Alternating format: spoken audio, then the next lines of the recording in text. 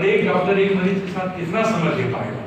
Calculate करिए तो ये फिगर ये बताएगी कि ये संभव नहीं है, इतने डॉक्टर ही नहीं है और न ही इतना हमारे पास साधन है, न ही इतने लोग इक्विप्ड हैं, पैसा है उनके पास कि डॉक्टर के पास नहीं है।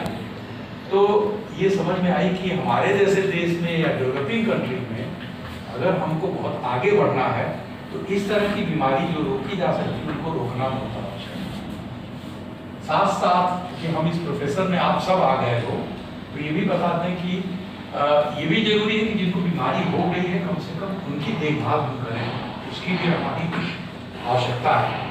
तो WHO ने देखा कि ये बीमारी अगर इतनी बड़ी है, इसकी जागरूकता लाना है तो हमको विश्व मधुमेह दिवस मनाना चाहिए, जिससे ये लगे हर किसी को कि ये है। एक बार सवाल मन में आएगा और उसका बहुत अच्छा उत्तर मिलेगा और हो सकता है अगले दिन से वो अपनी दिनचर्या बदले। तो विश्व मधुमेह दिवस 2006 से स्टार्ट किया WHO ने और हर साल अब ये मनाया जाता है। कुछ डेवलपिंग कंट्री में तो बहुत ही उत्साह से, क्योंकि हम समझ रहे हैं कि इस बीमारी की गंभीर परिणाम क्या है। दूसरा ये कि WHO हर साल एक थीम भी देता है कि जो वर्ल्ड हेल्थ ऑर्गेनाइजेशन है, डॉक्टर से संबंधित है, तो हर साल एक थीम देता है जिससे कि मरीजों की लाइफ स्टाइल इंप्रूव कर सके। तो इस बार ये थीम दिया है कि एक्सेस टू डायबिटीज़ केयर, माने हर मरीज को डायबिटीज़ केयर का एक्सेस हो, आसानी हो, चाहे वो निःशुल्क हो, चाहे किसी ऑर्गेनाइजेशन के थ्रू हो, चाहे किसी भी रूप में हो। और हम लोग भी कोशिश करें जितना कर सकते हैं, जैसे एक कैंप लगा दिया है, चेक कर रहे हैं, जिनको शुगर है उनका भी, जिनको नहीं पता है उनका भी चेक कर रहे हैं। तो ये बहुत छोटी सी कड़ी है, लेकिन इस तरह से इसको बड़ा आयाम लिया जा सकता है और diabetes access to diabetes care हम लोग सोच सकते हैं। और ये हर इंस्टीट्यूशन को हर जगह ये प्रयास करना चाहिए कि डायबिटीज़ के मरीजों को कम से कम उनकी मुसीबतों में हम उनका साथ दें। साथ साथ इससे कि जिनको नहीं है उनके परिवार वालों को बताएं कि डायबिटीज़ कैसे रोका जा सकता है। बहुत क्विकली हम थोड़ा सा समझाएंगे कि मधुमेह है क्या। इसकी परिभाषा ये है कि इसमें हमारी रक्त शर्करा का स्तर एक आवश्यक स्तर से ऊपर चला जाता है और ये मेनली 4 प्रकार का है। यहाँ 3 लिखा है। टाइप 1 जो कि यंग बच्चों में होता है इंसुलिन की कमी से, टाइप 2 जो कि में होता है और गर्भावस्था या जेस्टेशनल डायबिटीज होता है, प्रेगनेंसी के दौरान डिटेक्ट होता है। इसका मतलब हो सकता है उनको हो पता ना हो या उनको हो जाता है। एक चौथा प्रकार का भी डायबिटीज है जिसमें पैंक्रियाज जो इंसुलिन बनाने का एंडोक्राइन इश्यू है वो डैमेज हो जाता है, पैंक्रियाटिक डैमेज हो जाता है। बहुत से कारण है, पैंक्रियाटिक की कोई डिजीज हो तो वो चौथे प्रकार का डायबिटीज है। इसी तरह से कुछ बहुत अनकॉमन डायबिटीज है। टाइप 1 ज़्यादातर 30 वर्ष से कम आयु वालों को होता है और इसमें इंसुलिन ही इलाज है। बड़ी मुसीबत ये हो जाती है कई बार कि ये बच्चे जब आते हैं उनके पेरेंट्स कहते हैं कि डायबिटीज तो है, पर सब दवाई लिख दीजिए। हम कहते हैं नहीं इंसुलिन लिखेंगे, तो वो लोग काफ़ी विरोध करते हैं कि आप इंसुलिन क्यों लिख रहे हैं हमारे बच्चे को, इसको टैबलेट दे दीजिए, टैबलेट से ठीक हो जाएगा। पर इनके लिए कोई टैबलेट बनी ही नहीं, इंसुलिन ही लेना अभी अनिवार्य है। और ये भी बता दें कि ये बच्चे जो टाइप 1 वाले थे, ये 1921 के पहले अगर किसी को टाइप 1 डायबिटीज़ डिक्लेयर होता था, जैसे मान लो आज क्लिनिक पे आया, मैंने कहा ये टाइप 1 डायबिटीज़ है, तो अगला जन्मदिन वो नहीं देख पाता। 1921 में बैंटिंग एंड बेस्ट कनाडा में अपनी लेबोरेटरी में उन्होंने ये रिसर्च किया कि इंसुलिन पैंक्रियाज से निकलता है और ये भी खोज निकाला कि या तो डॉग पर एक्सपेरिमेंट, लेकिन उन्होंने बताया कि पिग का इंसुलिन और बाद में ऑक्स का इंसुलिन अगर निकाल के आदमी के शरीर में डाल दिया जाए तो वो वैसा ही काम करता है जैसे हमारा इंसुलिन और शुगर लेवल कम हो जाता है। तो 1921 में उन लोगों को नोबेल प्राइज़ मिला और उसी के बाद से इंसुलिन अवेलेबल हो गई। पहले जानवरों से पोर्साइन इंसुलिन और बोवाइन इंसुलिन यूज़ हुआ, बाद में धीरे धीरे ह्यूमन इंसुलिन के लिए सिंथेसिस होने लगा लैब में, लेकिन काफ़ी समय तक बोवाइन पोर्साइन इंसुलिन ऑलमोस्ट 1980 तक बोवाइन पोर्साइन इंसुलिन हम लोग वही यूज़ करते थे अपने मरीजों को। बाद में धीरे धीरे अब ह्यूमन इंसुलिन और फिर डिज़ाइनर इंसुलिन आ गए, बहुत अच्छे इंसुलिन आ गए, लगाने की विधि आ गई। फिर भी इंसुलिन ही रहा। कोई ऐसा इलाज, किसी भी बीमारी का इलाज ऐसा नहीं है जो दवाई खोजी गई हो और वही दवाई उसका इलाज हो। कल खोजी गई मलेरिया की एक दवा क्विनीन, फिर क्लोरोक्विन आई, फिर इसके बाद अभी आर्टिसोनेट आ गई। तो इवोल्यूशन हुआ बहुत सारा, इसमें कोई इवोल्यूशन नहीं हो पाया। इंसुलिन मीन्स इंसुलिन, और चाहे वो बदल दीजिए, उसका रन बदल दीजिए, झूला इंसुलिन, प्लेन इंसुलिन, इंसुलिन ही रहा। 100 ईयर्स हो गए 2021, तो हम लोग ये इंसुलिन डिस्कवरी ईयर भी सेलिब्रेट करते हैं। जब से इंसुलिन आया तब से ये हुआ कि टाइप 1 डायबिटीज के बच्चे अब ये नहीं कहते थे कि अगला जन्मदिन नहीं लेंगे, अब वो पूरी जिंदगी जी ले रहे हैं। अगर इंसुलिन ठीक से लगता है तो पूरी जिंदगी जी रहे हैं। तो एक बहुत बड़ा अचीवमेंट है, और ये अचीवमेंट भी मेडिकल स्टूडेंट ने किया है। इंसुलिन की डिस्कवरी मेडिकल स्टूडेंट किया, और उसकी क्रेडिट बाद में उनके टीचर ले लिए थे कि हमारे लैब में तुमने काम किया, तो लिए थे। कि बाद में फिर उन्होंने कहा नहीं नहीं ये तुम्हारा ही काम है। तो बैटिंग इन बेस्ट मतलब स्टूडेंट, और गर्मी की छुट्टी में गए थे काम करने, तो उन लोगों को लगा कि कुछ अलाउ कर दे, अगर हमारा प्रोफेसर की कुत्ते का पैंटियाज बांध हैं और बोल रहे हैं काटें, कुछ एक्सपेरिमेंट करें, तो शायद इंसुलिन की हम खोज कर देंगे, और सचमुच में खोज कर दिया।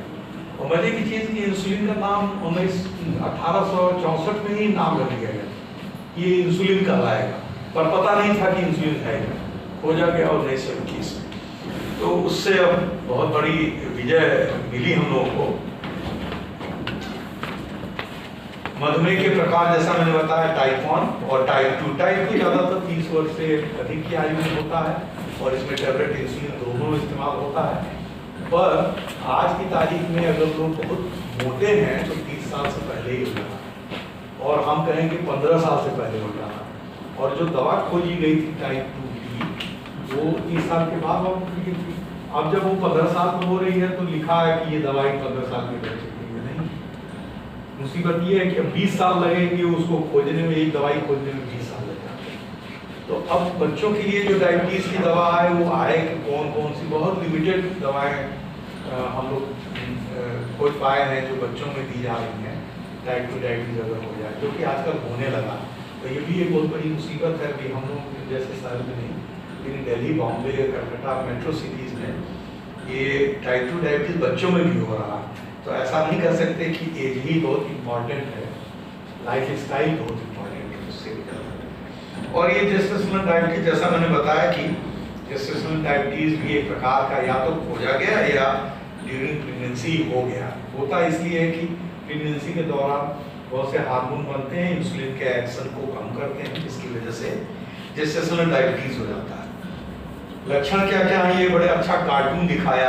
प्यास, पेशाब बहुत ज़्यादा होने लगता है सबसे पहले, फिर जब पेशाब ज़्यादा होगा तो पानी की कमी होगी, प्यास लगने लगेगा।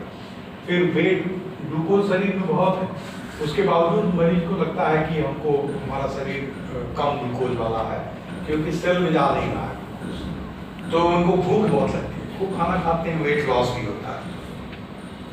और ये सिचुएशन आ जाती है, एकदम ठीक ठाक दिख रहे थे, धीरे धीरे 3-4 महीने में शरीर बदल गया। तो ये भी उसका बहुत अच्छा लक्षण है। और कुछ लोग कहते हैं कि नहीं एकदम ठीक है, अब तो रोशनी धीरे धीरे सिर्फ कम हो रही, बाकी सब तो विजन कम होने लगता है, कैटरैक्ट डेवलप करने लगता है, कई बार ये ब्लाइंडनेस होने का भी डर है। थकान कमजोरी रहेगी, बहुत एनर्जी नहीं लगती है। किन लोगों को खतरा है, जिनके परिवार में है, जो मोटे हैं, खाना पीना ठीक नहीं है, गर्भावस्था में ज़्यादा उम्र में अगर गर्भवती कोई होती है, और जीवन शैली बहुत आरामदायक आपने अपना दिया है, तो ये होने का कारण है। अनुवांशिकी, ये कार्टून दिखा रहा हो तो कोई मन में सवाल है कितना %? बहुत अच्छा दिखाया है कि अगर पिताजी को भी है तो 8% चांस है, माताजी को है तो 2% मदर बहुत केयर करती है, उसको बीमारी है भी तो भी अपने बच्चे को नहीं देती, पिताजी 8% दे देते हैं। और जुड़वा है अगर तो दोनों एक ही तरह के हैं तो ज़्यादा चांस है, 40%। और दोनों को अगर है, माता पिता दोनों को है, चांस फैक्टर है तो 30%। और एक जैसे नहीं दिख रहे हैं, मतलब जो मोनोजाइगोटिक नहीं है, ट्विन, तो उनके में भी संभावना कम है। और भाई बहन, अगर बहन को हो गया तो भाई को 10% चांस ज़्यादा है, बहन को हो गया तो भाई को। तो ये अनुवांशिकी है, लेकिन एक्चुअल में सच पूछो तो सही हम नहीं जानते कि अनुवांशिकी में बीमारी होती कैसे है, कौन से जीन से होती है, इसकी अभी जानकारी नहीं है। आज इतना साइंस एक्सप्लोर कर लिया लेकिन अभी भी नहीं समझ पाए हैं, पर स्टैटिस्टिक्स है कि ये होता है। और अगर बैलेंस डाइट आप नहीं लेते हैं, इनबैलेंस डाइट लेते हैं, जैसा कि इस प्लेट में दिया है कि जब पार्टी जाते हैं आप लोग, तो अगर बार बार ऐसे करें तो होने की संभावना। अब बच्चों में हो गया, जैसा मैंने बताया, बच्चों को भी डायबिटीज टाइप 2 डायबिटीज बच्चों में हो जाता है। और ये जीवन शैली अगर इस तरह की है कि सब कुछ रिमोट से ही है, लेटे हुए हैं, तो होने की संभावना है। शुगर का लेवल अगर खाली पेट 70 से 110 है तो आप बिल्कुल ठीक है, सुरक्षित हैं, और भोजन के 2 घंटे बाद 110 से 140 है। लेकिन पूर्व अवस्था आती है, प्री डायबिटीज, 111 से लेके 125 और 140 से लेके 199, ये पूर्व अवस्था। और एक्चुअली इसमें थोड़ा सा करेक्शन है, 100 से लेके 125 हो गया है, 110 वाली फिगर सही नहीं है, 70 से 100 ही हो गई है, थोड़ा सा और नीचे ला दिया गया है। और मधुमेह का रोगी 126 और 200, इसके ऊपर है तो मधुमेह का रोगी। विभिन्न अंगों में क्या क्या होता है, लकवा है, दिल हृदय की बीमारी, जैसा मैंने बताया, खून की नाड़ियों का पतला होना, पैरों की त्वचा, नाखून का नुकसान होना, आँखों की बीमारी, ये सारी कॉम्प्लिकेशंस हैं डायबिटीज के। तो कई बात देखने के बाद कुछ लोग तो ये सोचने लगते हैं नाखून थोड़ा सा टेढ़ा कहीं हो सकता है शुगर होगा। ऐसे नहीं है, एक ही लक्षण नहीं होगा, ध्यान दो, जैसे और भी मैंने बताया वो सारे भी होते हैं, पर पहचान यहाँ से की जा सकती है और कोई अलर्ट हो सकता है कि ये है। और खून में शर्करा की मात्रा को नियंत्रित करना ये सबसे बड़ा गोल है, और उसके कॉम्प्लिकेशंस न हो, कॉम्प्लिकेशंस हैं डायबिटीज के उनको भी रोकें, ब्लड प्रेशर रोकें, कोलेस्ट्रॉल ठीक करें, और जो कॉम्प्लिकेशंस हो गए हैं उनके लिए भी कुछ उपचार हैं तो किए जा सकते हैं। सबसे इम्पॉर्टेंट है, अगर हम ट्रीटमेंट करना चाहते हैं तो रोग संबंधी जानकारी मरीज को देना है। ये नहीं करना शुगर सिर्फ शुगर, ऐसा नहीं होना है, पूरा उसको कॉम्प्रिहेंसिव नॉलेज होना चाहिए, जैसा हम बता रहे हैं आपको बीमारी क्या है, इसकी कितनी गंभीरता है। अगर न जाने तो लोग ऐसे ही बोल देते हैं कि जैसे 3 साल पहले किसी ने शुगर बोला था मुझे, पर ठीक है दवाई खाता हूँ, चेक नहीं करते हैं, कंट्रोल नहीं रखते हैं, तो वो बेनिफिट नहीं उनको मिलता। तो रोग संबंधी जानकारी, भोजन संबंधी जानकारी, जीवन शैली, लाइफस्टाइल मॉडिफिकेशन, और ड्रग्स जो ले रहे हैं दवाएं, उनको कैसे, कितनी मात्रा में और कब कब लेनी है। रोगी को रोग के बारे में मूलभूत जानकारी देना, नियमित रूप से शुगर की जांच करना, नियमित भार नापना, चोट घाव से बचाव, भोजन संबंधी परामर्श, विहार संबंधी, कितना वॉक करना है, कैसे फिजिकल एक्टिविटी, और कितनी औषधि लेनी है। इसमें ये सारा जिम्मेदारी तो हम लोगों का है, चिकित्सा विज्ञान से जुड़े हुए लोगों की जिम्मेदारी है। और सच कहें तो नर्सिंग स्टाफ की बहुत बड़ी जिम्मेदारी है। आप लोगों की संख्या डॉक्टर के अनुपात में थोड़ी ज़्यादा होती है, तो अगर आप लोगों को सेंसिटाइज किया जाए तो बहुत सा काम आप लोग इसमें से कर सकते हैं, डॉक्टर की जरूरत नहीं पड़ेगी। तो इसलिए जो डेवलप कंट्रीज में वहाँ तो नर्स एजुकेटर्स होते हैं, डिस्ट्रिक्ट नर्स एजुकेटर, जिनके अंदर में बहुत ढेर सारे एजुकेटर्स होते हैं, कोई फिजिकल एक्टिविटी के लिए, कोई डाइटिशियन होता है। हमारे यहाँ डाइटिशियन का मतलब होता है कि MSc PhD कर लिया तो अब डाइटिशियन हो गए। मरीज कहता है डॉक्टर साहब डाइट बता दीजिए क्या खाना, हम कहते हैं चले जाओ, वो डाइटिशियन बैठी हैं, वो या बैठे हैं, वो बता देंगे। मरीज देख के आता है, मैं उससे कहता हूँ कि वजन घटाना है डाइट करके, लौट के आता कहता है डॉक्टर साहब जिसके आप भेजे थे उन्हीं का नहीं घटा। तो हमारे यहाँ डाइट का ही कुछ पता ही नहीं, अभी भी क्लियर नहीं है। हम डाइटिशियन की बात करते हैं, हम सब डाइटिशियन बन सकते हैं, इस तरह की कुछ पढ़ने की जरूरत है नहीं डाइट में MSc करने की, वो तो साइंस की डिस्कवरी के लिए है, इसके लिए नहीं। तो वजन नियंत्रित करना बहुत जरूरी है, और हर किसी को दुबला दिखना चाहिए। कितना एक्सरसाइज, कितना इंटेंसिटी, कितना टाइम, 40 से 50 मिनट, बहुत ज़्यादा नहीं है, 5 डेज a week काफ़ी होता है इतना एक्सरसाइज करना। तो डायबिटीज का प्रिवेंशन की ये फार्मूला है, exercise, control, avoid health food, see a doctor when you have a problem. And we have so many things, medications and visit to doctors and diagnostic methods and exercise, healthy diet, no smoking, insulin if it is required, avoid alcohol, food control, keep normal weight is most important. Normal weight, तो weighing scale ज़्यादा useful है करना कि इसके पहले कि बहुत से मरीज आते हैं बोलते हैं डॉक्टर साहब जरा सा हमारा थारो चेक करा दीजिए। हमने कहा हमारा तो चेक आ गया हमारे पास है, बोला कहाँ है, मैंने कहा शीशे के सामने खड़े हो, इतना मोटा आदमी कहता थारो चेक करा दीजिए। थारो चेक क्या बचा है उसमें, तो उतना मोटापा ही बता रहा है कि इसलिए ये बीमारी होने वाली है, उसका थारो चेक क्या है।